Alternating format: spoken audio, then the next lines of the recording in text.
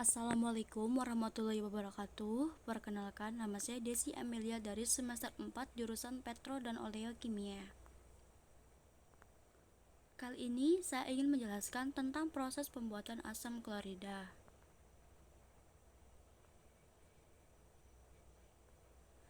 Asam klorida umumnya dibuat larutan garam NaCl yang dielektrolisa NaCl menghasilkan larutan NaOH soda api, gas Cl2 gas klorin, dan gas H2 gas hidrogen. Larutan jernih tidak berwarna larut dalam air dan asam ini bersifat sangat korosif. Bisa dilihat pada lambang kimianya yaitu apabila asam pekat larutan bila terkena tangan maka akan terjadinya luka bakar. Jadi harus berhati-hati bila asamnya. Dan apabila terkena pada wadah logam maka akan terjadinya korosi.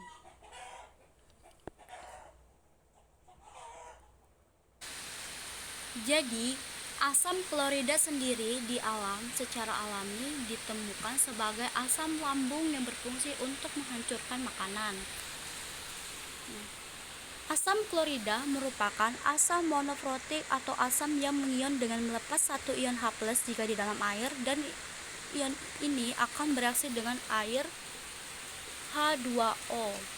Jadi pada reaksi kimianya di sini saya akan menjelaskan.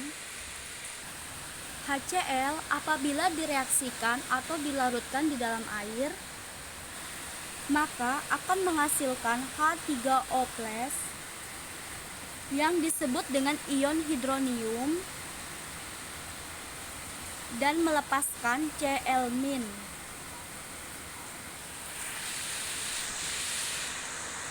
Manfaat asam klorida yaitu yang pertama, regenerasi ion pada proses pertukaran ion.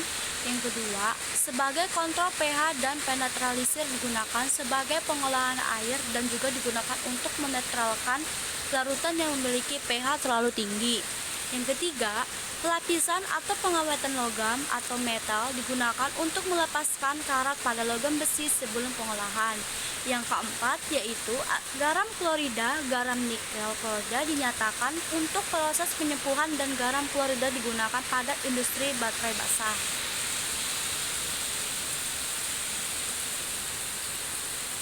Proses pembuatan asam klorida ada 4. Yang pertama, proses sal sulfurik asid.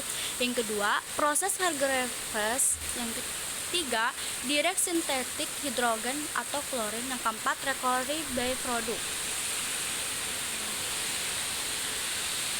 Proses pembuatan asam klorida yang pertama, sal sulfurik acid. Proses ini bahan baku yang digunakan adalah asam sulfat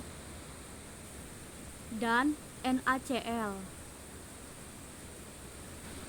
Terdiri dari 2 tahap reaksi. Yang pertama, suhu 55 derajat Celcius. Di sini asam sulfat bereaksi dengan garam menghasilkan natrium sulfat dan H2O. Kemudian natrium disulfat ini direaksikan dengan natrium klorida menghasilkan natrium sulfat dan HCl. Pada reaksi kedua, suhu operasi sangat tinggi karena reaksi pada tahap 2 bersifat endotermik. Proses yang kedua yaitu proses Hargreaves. Bahan baku yang digunakan adalah garam dapur atau NaCl,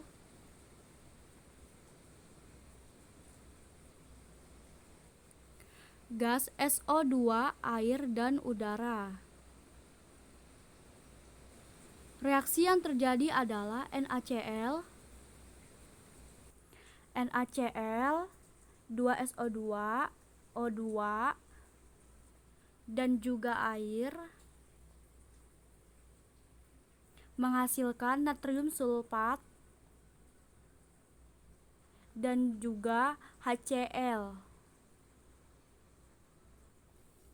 Reaksi yang terjadi bersifat endotermik dan reaktan yang masuk harus dinaikkan temperaturnya 450 sampai 540 derajat Celcius.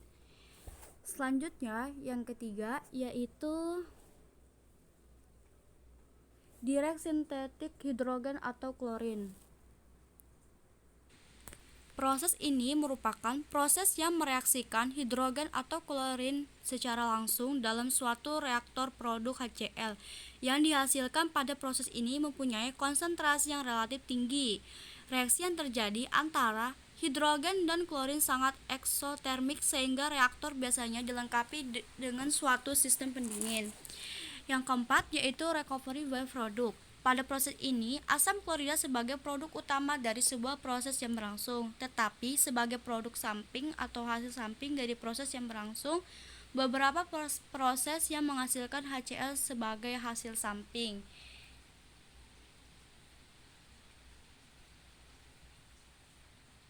Yaitu ada proses pembuatan vinyl klorida, pembuatan isosianat, proses klorida hidrokarbon alifatik, dan fluorokarbon dari alkiklorid.